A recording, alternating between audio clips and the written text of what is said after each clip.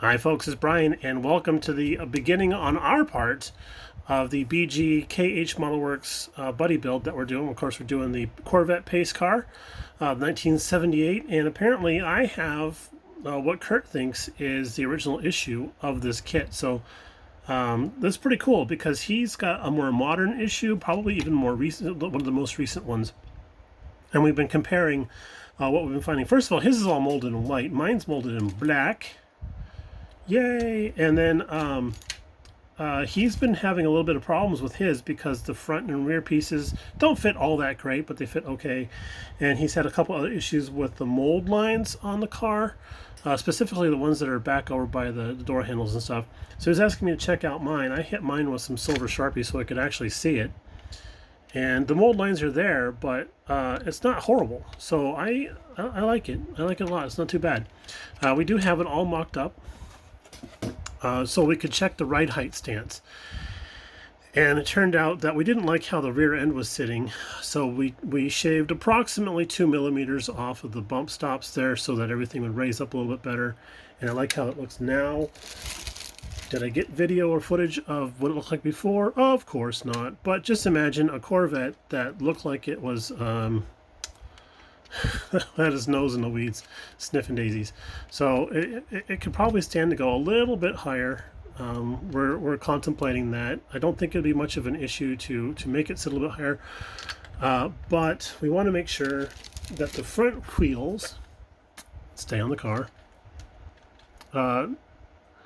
So the front of the car doesn't sit too high. So modifying the front of the car wouldn't be too much either. But right now it's looking, to my cross-eyed untradedness, it's looking pretty level, and I would deal with level over the back end sitting up like, you know, Skyjacker or something like that. So yeah, we were checking out the ride height on all that stuff, and then we it wasn't sitting level. I couldn't figure out why it wasn't sitting level. The chassis was straight. I had the pieces on here correctly, the suspension pieces on here correctly. It wasn't sitting level. I checked it in the body. I'm like, the body's not putting any torsion on the chassis at all. I was like, why isn't this sitting level? One tire is not sitting on the table. And then I realized that the tires aren't round. So I got egg-shaped tires. So yay! I need to run those over a sander or something like that and see what we can do with those. But the rear suspension, all this gobbledygook back in here, this all is just two pieces. And they go together fairly easily, but in order to get it underneath this little capture piece here and get everybody lined up right, there's a lot of stress on that stuff. So sanding away a couple of millimeters on the bump stops, let's see if we can actually show you that particular space that we are alluding to.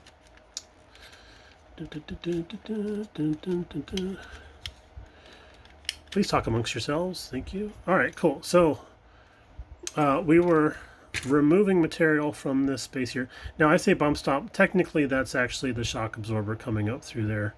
That's what that's supposed to be. So we sanded off some material off of these guys here to help everything sit up higher in the car. And then on the car itself, these little bumps here that stick down, we sanded those or filed those down a little bit also so that they didn't get in the way. So we could probably stand to do a little bit more if we want to, but so far it's looking okay. That's sad. Sad. But I do have to say that this particular issue of this kit, the nose piece fits on so nice.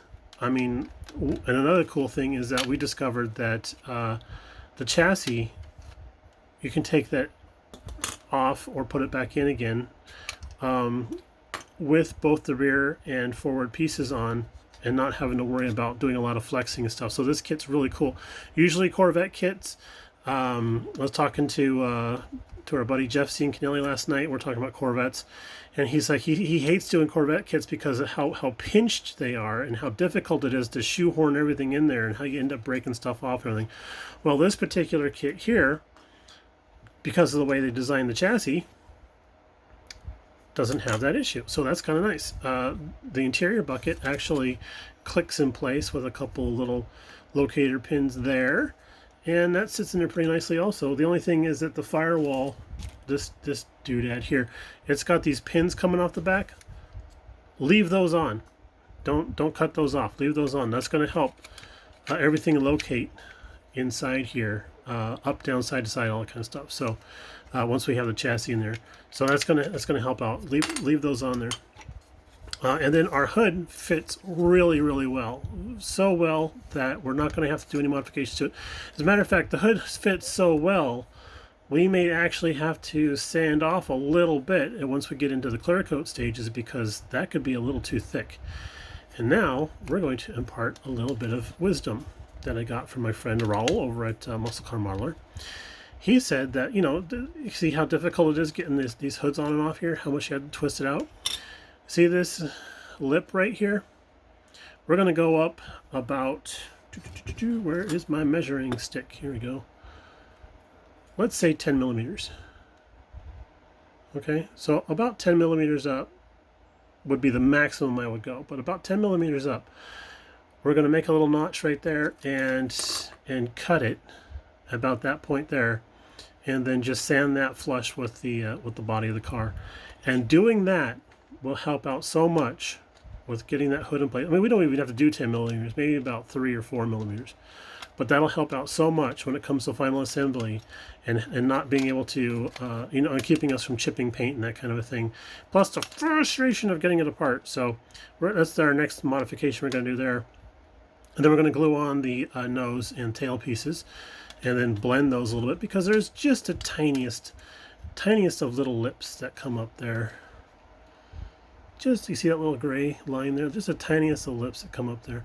So we're going to do a little bit of sanding on that so it all blends in real nicely. Oops.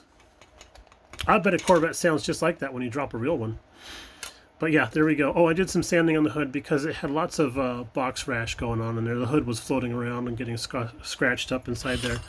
And I was worried that maybe one of the tires had melted into the hood or whatever. So a little bit of sanding, and I think it's going to be okie dokie. And so there we go. Oh, one last thing. We were talking about decals. I think it was Topper Vision was talking about the decals and how we'd have to be very, very careful about the placement of our decals. Since we're reversing the color scheme, we're going to have the silver on the top and the black on the bottom. Turns out these decals, although they have a large piece of carrier film on them, these decals have a silver stripe running down either side. So it's a silver stripe with a red stripe down the center of it. And they even give us directional arrows onto which, you know, how these are supposed to lay out on the car and stuff. So that's actually pretty clever on their part. So thank you very much, Monogram. I appreciate that.